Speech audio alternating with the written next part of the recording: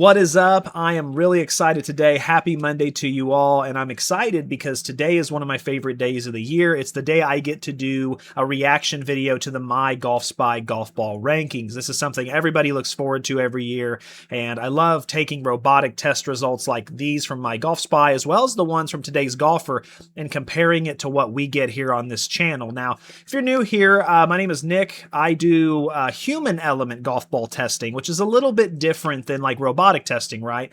Robotic testing is very, very cool because it allows us to see what the full capabilities of a golf ball are, and it also allows us to see what a golf ball is intended to do if it's hit perfectly every single time, right? Or what it's supposed to do when it's hit pure. Now, that's very important, right? But that's only one side of the spectrum. What I do is human element testing. So I hit 20 golf balls, I take the best 10, and what I try to focus on is what a golf ball does when you kind of mishit it a little bit, or if your swing's not perfect every single time. Does the golf ball forgive you? How consistent is it? And what's great is that's the other side, right? And then you take these two things, you put them together, and that's how you can kind of fit yourself for a golf ball. You take pretty much, MyGolfSpy does a great one, and then today's golfer does a great robotic test. Take all of these different elements and use them to help choose a great golf ball for you. So I love looking at robotic tests like this so I can compare them with my numbers. So without further ado, I'm excited. Let's dive right in. This is a blind reaction. I do not know these results, so let's see what we got here. The first thing they usually do is talk about the golf balls that were tested, which is true. They only have 48 models. Here at Golf Ball Attic, we've done, over 300 since the channel started, but, now we're at, I think so far this year I've done, I want to say 49 so far this year, and my goal is to get to about 150. So we do more, we dive into more direct-to-consumer golf balls here, and, more of the underground two-piece models as well as the AAA. It looks like you got your main hitters here. Also, we have the Bridgestone E12 Straight, the Amazon Basics, the Bridgestone lineup, which is great, the Kirkland, Mizuno, that's nice in there. The TaylorMade Tour Response, that's kind of a different one. The Q-Star Tour, excellent. The Ulti-Speed's back in there. I'll be interested to see that as well. That's great. Titleist Velocity, Titleist TrueFeel, Titleist Tour Soft. You got your Vice models in there. Wilson Triad being in there is nice as well. So yeah, they got a couple of wild cards in there, which is really nice. So I'm interested to see how those do as well. You got your Max Fly lineup. There's some really high-end, high demand models, we'll say for sure. So let's go ahead and go down. Oh, key findings. Okay. Let's see what they got here. And just kind of, this is a basis. I don't have much. I'll just see what they said. Balls improve, evolve, and sometimes change in inexplicable ways. It's easy to think nothing changes between releases other than side stamp. No, they definitely do. And a lot of people don't know that, right? A lot of people don't know that golf balls can change year to year at any time, any place. When it comes to what you see on the box, like, oh, that's the 24 model or the 26 model, that's really more for marketing purposes. But there's no rule or law that they have to, keep the golf ball the same throughout those 2 years. They can change them at will. And a lot of the time they do. They change them all the time. There's been many times I've seen where they have like a small press release and they say, oh yeah, this year we changed the cover, but they don't update the model. They just keep it the same. So just kind of something to keep in mind there. Quality has improved industry-wide. Yeah, absolutely it has. The more you do stuff, the more factories get comfortable. Technology improves, of course. Yeah, so I agree with that 1,000%. Ionomer keeps up until it doesn't. We touched this on last year's, and it's worth expanding. Ionomer covered balls fall loosely into two groups, soft and not soft. The soft one exists almost entirely to serve golfers with a stated preference for soft feel, and from a performance standpoint, they have less like urethane and firmer they behave less like urethane and their firmer counterparts do. Some of the firmer ones, Tour Soft, and to a lesser extent, the Vice Tour, perform much more like urethane under most conditions. Yeah, so the thing is that most urethane golf balls are firmer compression. That's just the way they're made, right? Usually your urethanes start at around 80 most of the time. Now, there are a couple of outliers, right? But the majority, and there's not even actually that many that are in the 80 range. You get a couple that are in like 84, 85, but most of your tour lineup and stuff starts at 90 and goes up all the way to 110, 115. So they are going to be firmer, and so that makes sense. However, something that MyGolfSpy doesn't talk about enough that I wish they would is that the slower, softer golf balls are not meant for distance, obviously, right? Your 60, 70 compression golf balls are not trying to outdrive everybody else. They're meant for forgiveness. They're meant for more consistency, more forgiveness on mishits. And so some golfers really need that. And I feel like, yes, I understand when it comes to robotic testing, that's what we're looking at, right? Ball speed, distance. But a lot of golfers would be willing, myself included, to take 5 yards off if that meant that I could have a lot more forgiveness and consistency and keep my dispersion circle, if you will, a lot tighter. And so that's kind of where that comes into play. I just don't feel like they talk about that enough, or really at all from what I see. But driver distance shouldn't be the decider. Yeah, absolutely. I mean, that's a big thing for sure. I mean, yeah, when I was hitting the ball 240 yards a couple years ago, distance mattered to me a little bit more because, I needed extra distance. And I play with some guys also that have gotten a little bit older and they've lost that distance. Now they maybe drive 200 yards, 220. They need a little extra distance now and then. But now that I'm hitting the ball like 265, 270, like I just said, I'm okay taking 5 yards off if I can add another aspect to my game. More spin, putter feel, more control around the green, whatever it is. I'm okay taking a little more distance off. So again, that's just going to be a preference thing. Every golfer is different. Longest ball may not be mine. Absolutely. Yeah. So, okay. So far, so good. Money buys spin. Well, greenside spin. Yes, I agree with. Price and greenside. Okay. They say greenside. Okay. So then yes, agreed. 100%.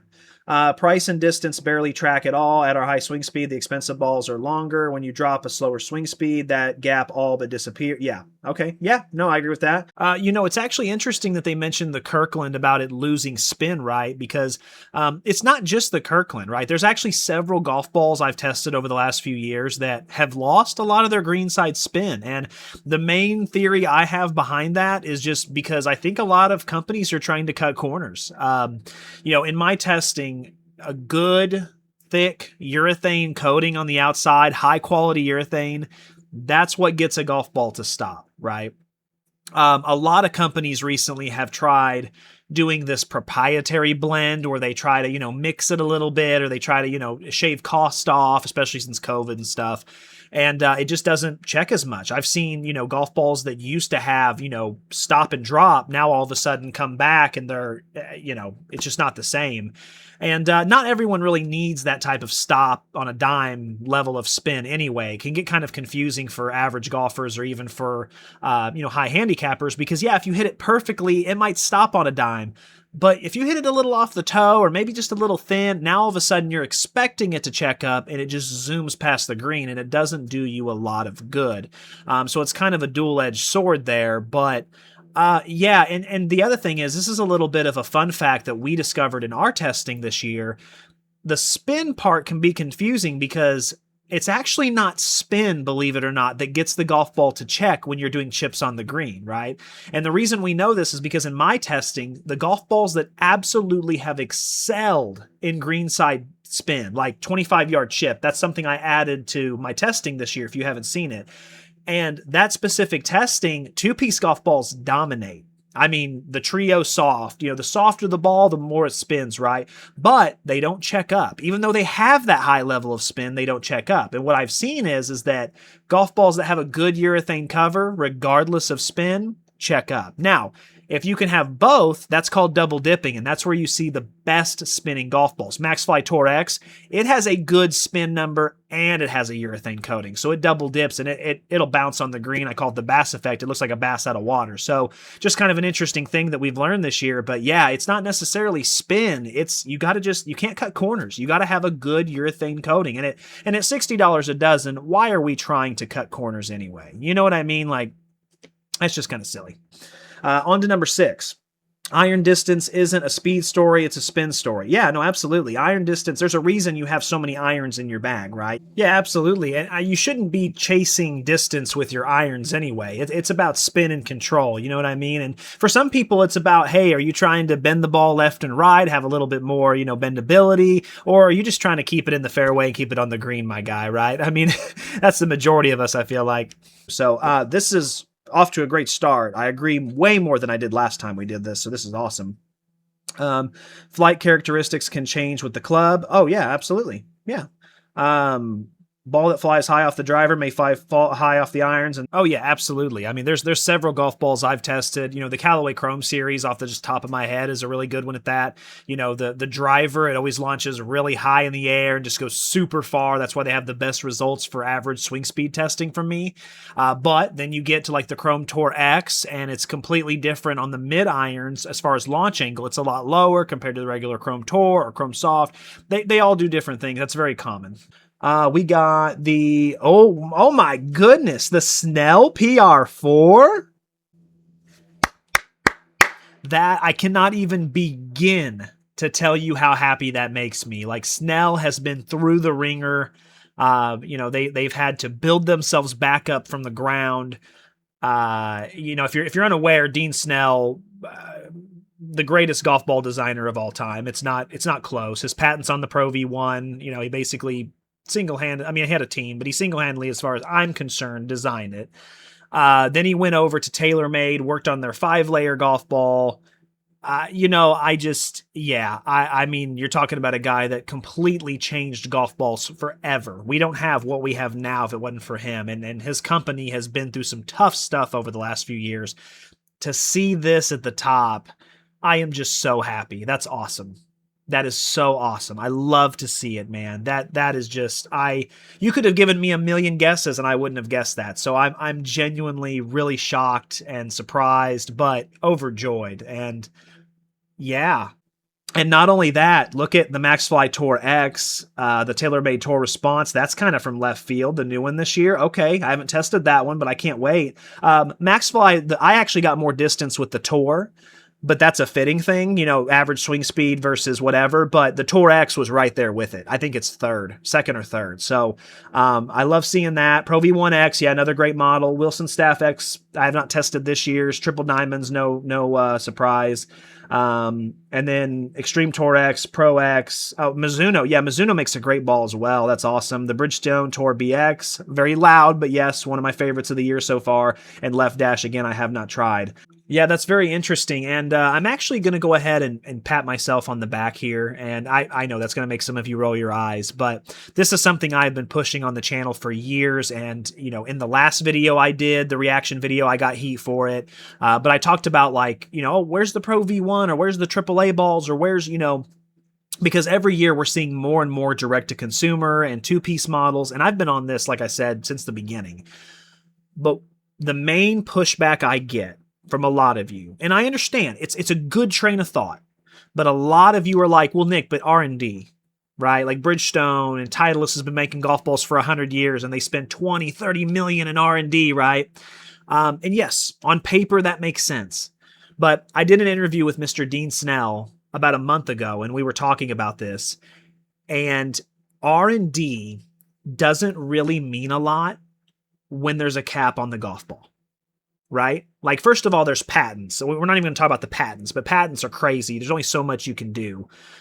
But R&D doesn't really mean jack crap if the USGA is going to come in and meddle in everything and say, hey, it can only go so fast and it can only go so far. Right? So that's why you're seeing these direct-to-consumer companies catch up.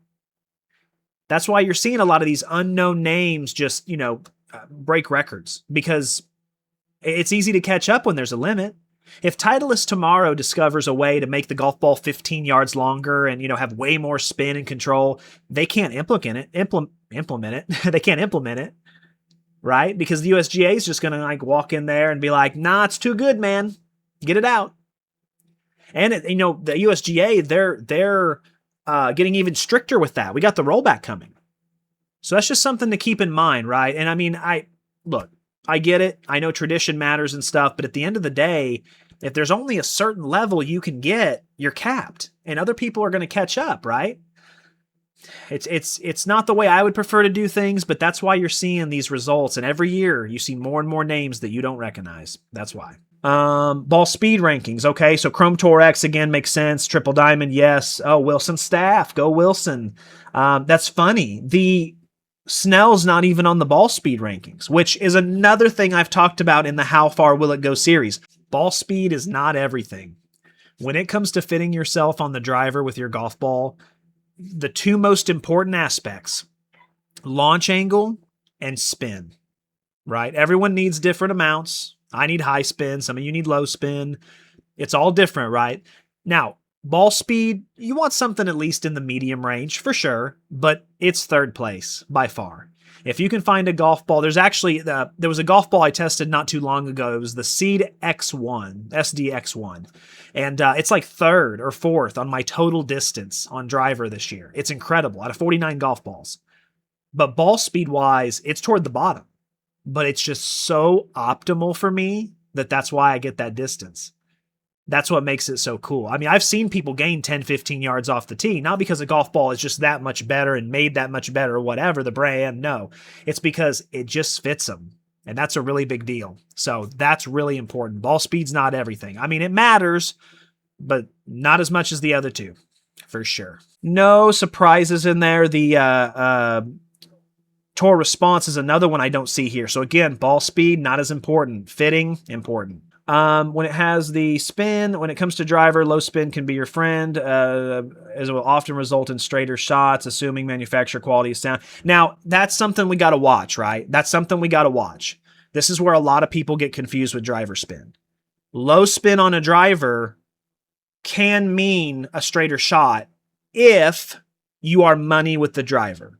If you're the type of guy who, I just played with Bruce yesterday, he's money. Every shot is, he doesn't swing it fast or hard, but every shot is just straight down the middle. That can work in your favor. But the more a golf ball spins on its y-axis, meaning backspin, the harder it is to knock off its x-axis, meaning side spin. The reason we know this is because think about your pitching wedge. You know how hard it is to hook your pitching wedge? It's almost impossible, right? Well, not for Bubba Watson, but for most of us, it's darn near impossible. However, if I get a 4-iron out and I say, hey, try not to hook or slice this, it's very difficult. That's because the more a golf ball backspins, the straighter it flies. So I understand what they're saying there, but you got to be really careful. And I wish there was some clarification, because no, I've had to actually switch to a higher spin off the driver because it eliminates my hook. You know, it's still there, but that backspin helps straighten it out and actually keeps it in play. So I wish that had been worded a little bit differently. I know what they're going at. I'm not saying it's wrong. I think there's a lot of interpretation there that could go sideways. Pro Plus had the most spin.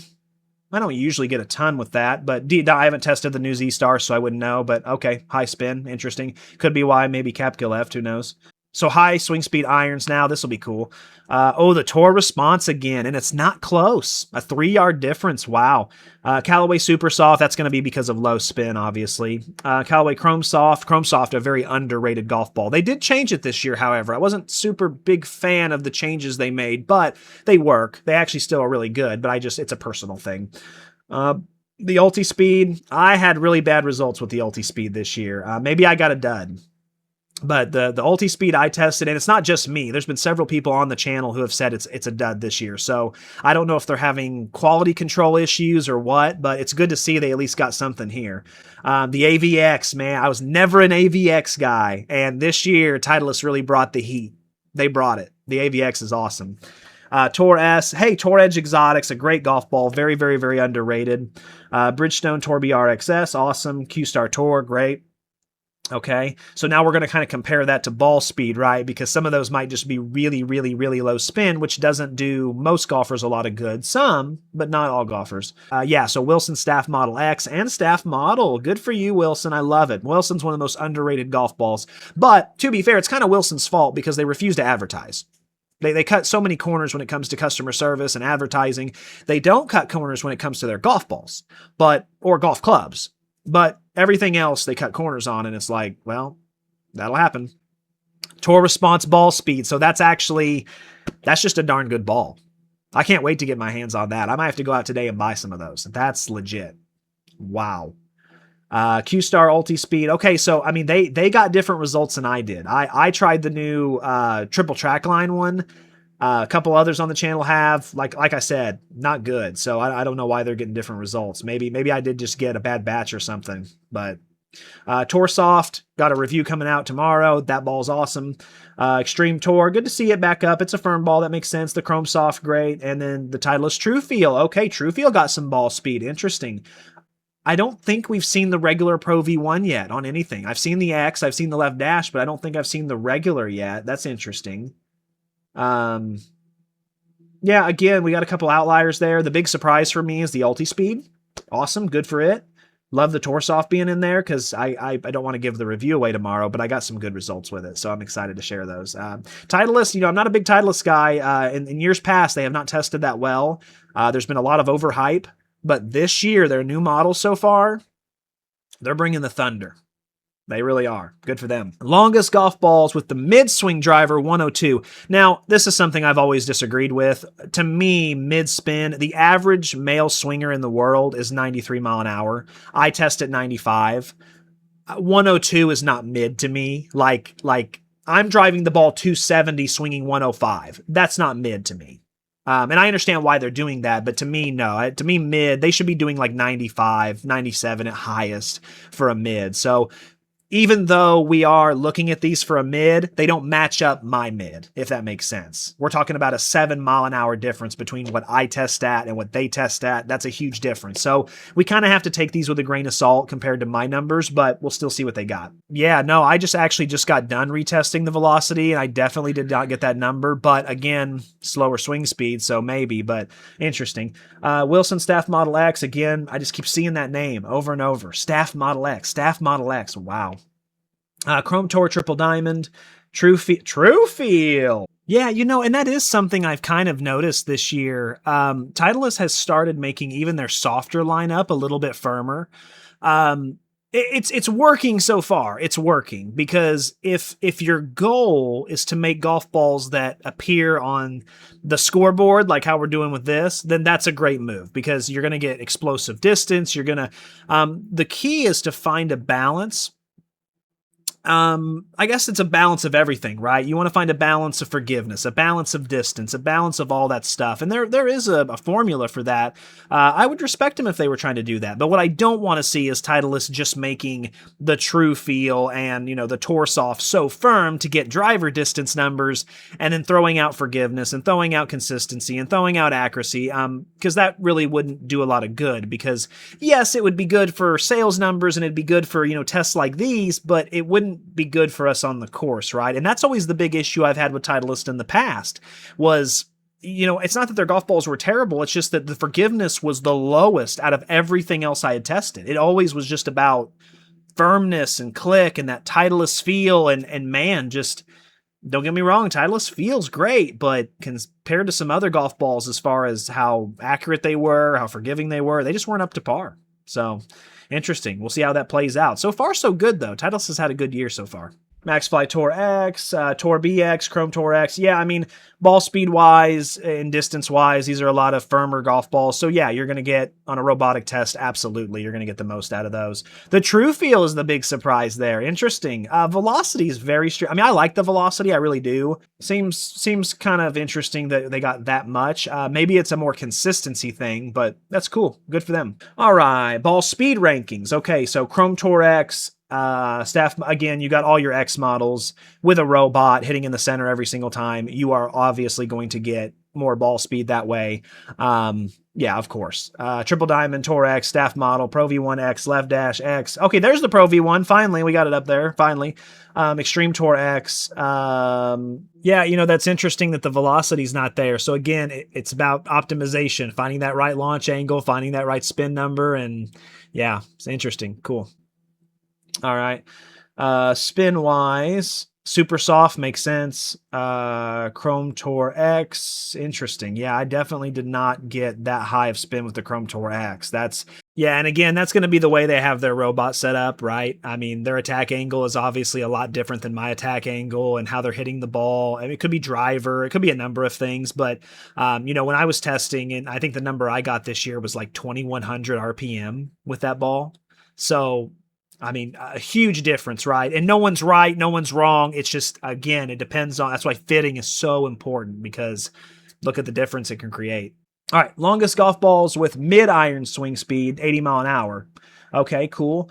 We got the Chrome Soft at number 1. Bridgestone Tour BRX makes sense. Bridgestone's golf balls are phenomenal this year. I've never been a Bridgestone guy, but what they did this year was absolutely incredible. Soft feel. Oh, really? Srixon soft feel. Okay, good for you. Awesome. We got the Tour Response back in there, which is great also. Vice Pro Air is in there. Staff Model Pro, Triple Diamond. Now, it is cool to see super soft feel, Tour Response, Pro Air, and I guess Pro's in there too, but those specifically. But let's now go down and look at the ball speed, because I guarantee you those are flying really far because of the low spin, right? So, oh, the Tour Response. I've already been made a fool. That's great. TaylorMade Tour Response is running away with this. I mean, I'm sorry, but it is. It's running away with it because the cost is like $15 cheaper than any of the main golf balls, and yet it is just consistently number 1, number 5. I mean, I'm seeing it on this list, so that is fantastic. Callaway Super Soft. Okay. Wow. Really? Okay. So no, I stand corrected. I see the true feel. E12 straight. Amazon Basics. That's kind of interesting. I definitely did not get a lot of ball speed, but they've also updated it since I tested it, so could be there. The E12 straight models I did not like when I initially tested them, but I had tested them at the first review of the year last year, and so I made some assumptions about what I thought the numbers should be. I was wrong. I was just wrong. So I mean, they're not going to light up the scoreboard, but they are solid golf balls. So I was kind of wrong on that one. Yeah, again, Wilson Staff Model X. That's another one. I mean, if you want to talk about a golf ball that's running away with it at the high price range, consistently every single time. Longest. Pro V1. Very interesting. We haven't seen Pro V1 pretty much through the entire test, and now all of a sudden on low swing speed it comes through. That almost has to be an optimization issue. You know, some golf balls, the way that they set up their robot during this test, as far as the attack angle and all that stuff, some of it is going to be really good for a golf ball, and it's going to hit that perfect sweet spot. And then there's going to be some golf balls where it just doesn't hit the way it should, right? It's just not optimal for it. It looks like the Pro V1 is that case. Because is anyone really going to make the argument that, oh, well, Pro V1 just not good for fast swingers anymore, even though, you know, a lot of the Tour pros play it. But hey, if you're a slow swinger, yeah, it's great. Like, I don't think anybody's here to make that argument. So I think that's just an optimization issue. Now, the Pro V1 launches really, really low. That's why I've never had that much results with it. I get bad results with it as well because it just launches so low. So maybe they didn't, the way they're hitting their attack angle and the way that they're launching at the launch angle, maybe it's just too low for the Pro V1. Of course, we didn't see it in ball speed either, so who knows. But Tour Soft, yeah, Titleist Tour Soft is a great golf ball this year. I definitely agree with that one. Pro S Mizuno, yeah, absolutely, great ball.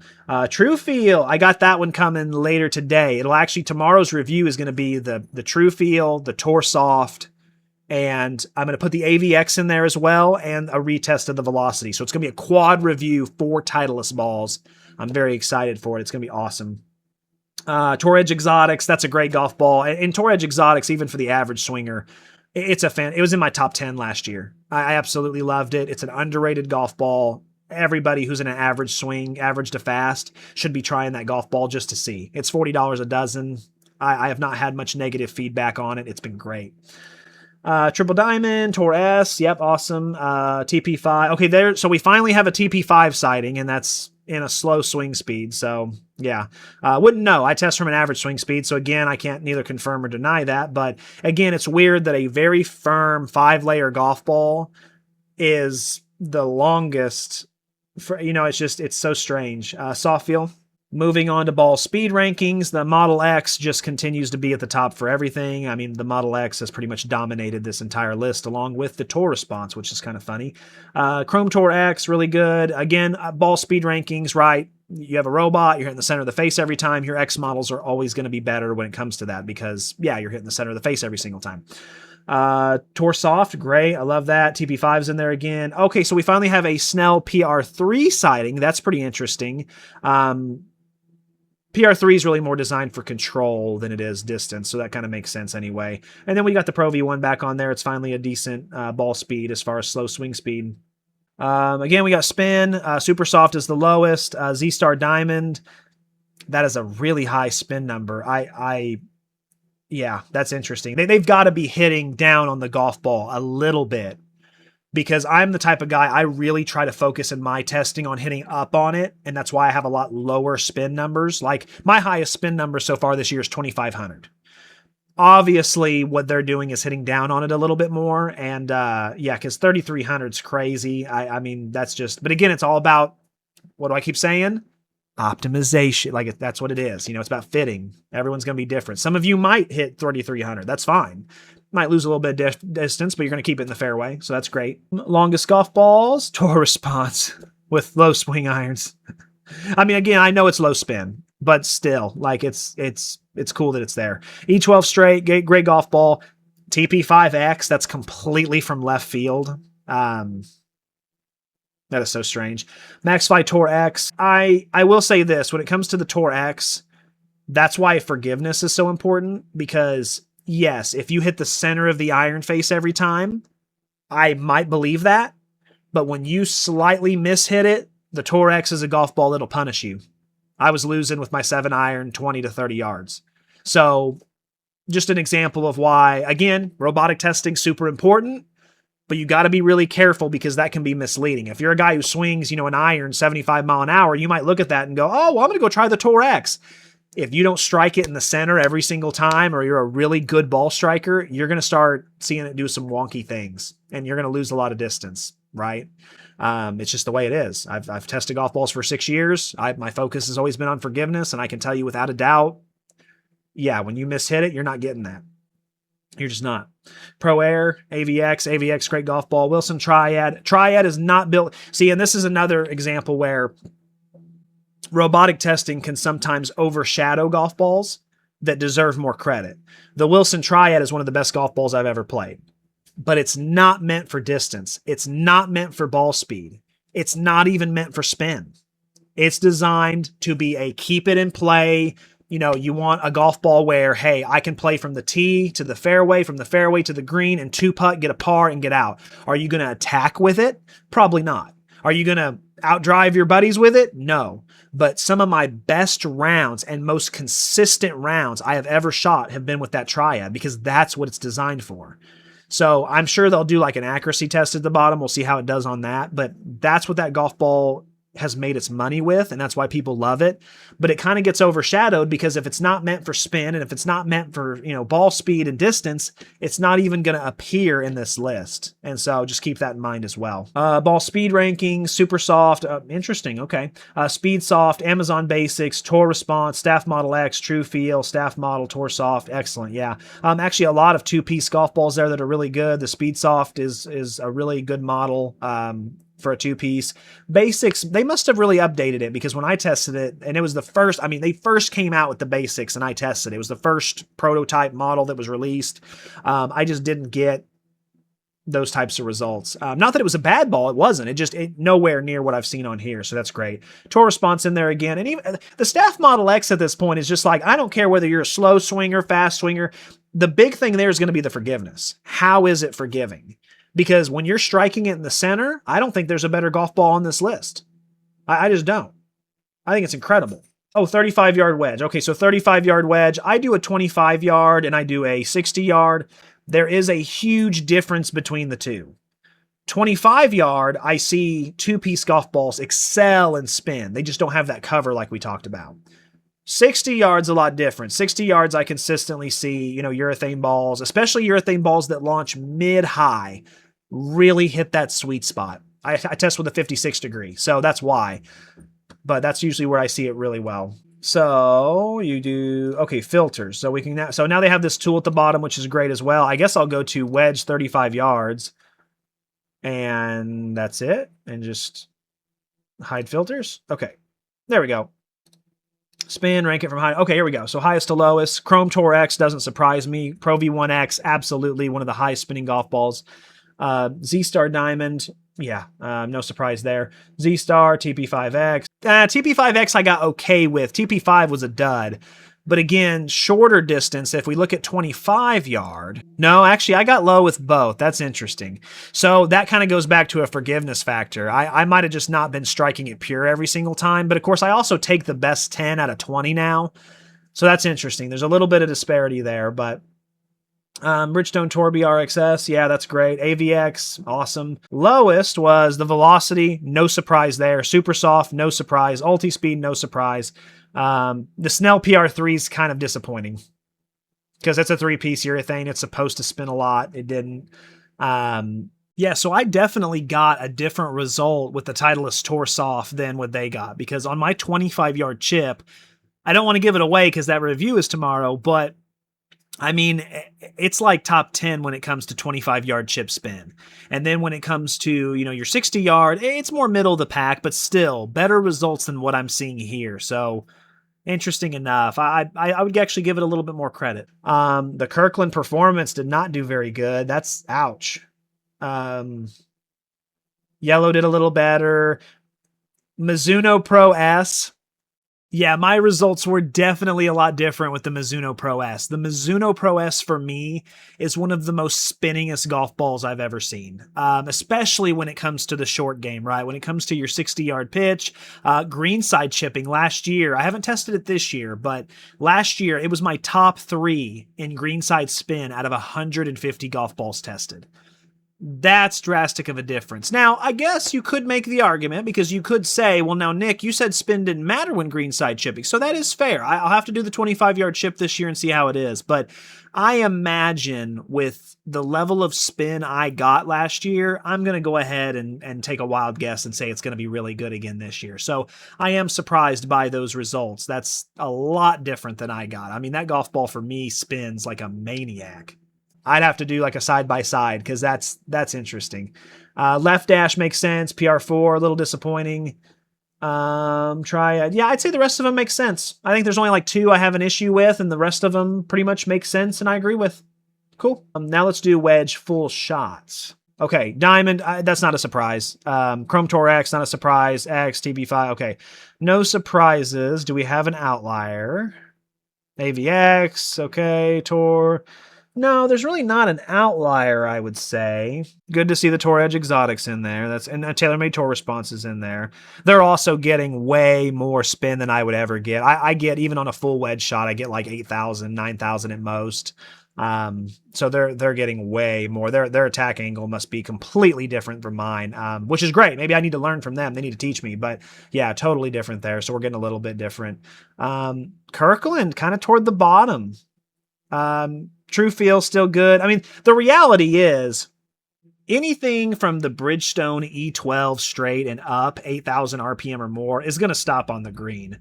The only difference is the ones that are higher on the list are going to have rip back, right? They're going to rip back to you either a little bit or a lot, depending on the ball.